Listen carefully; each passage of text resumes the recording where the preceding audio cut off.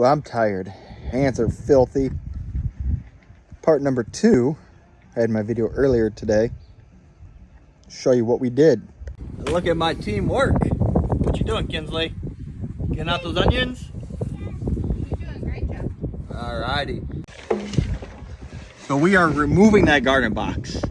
I know, sacrilegious. Why are we getting rid of a box?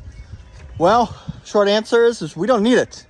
And with the amazing hoop house here, it's blocking most of the sun. I do got 2 more garden boxes back there. My mushrooms will be growing back there this year. So we're taking nut dirt and putting it into that box right there. Keep the cycle going. Oh, what a mess. I got the first trench dug from that box to the spigot. So I guarantee my kids will never go hungry. What are you planting, Kinsley? Garlic? Garlic. There you go, getting our garlic in.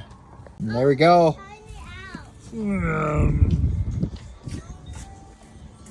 Almost at my box, but going underneath that box over to the spigot. And right back to this box right here.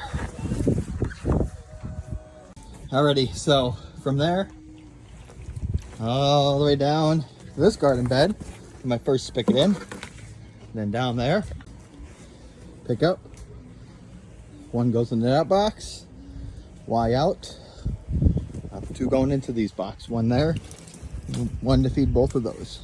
Alrighty, well, they finished burying these because this is where the main control center is going to go, so I just kept them there for now until I start working on that, but got it all in, got all the dirt laid back down. There you go. You can't even tell I did something.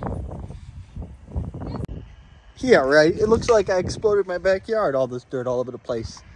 But I finally got a run to each of my boxes. Should really be able to help out. Next, I'll go ahead and install my carpet thin drip emitters. There you go.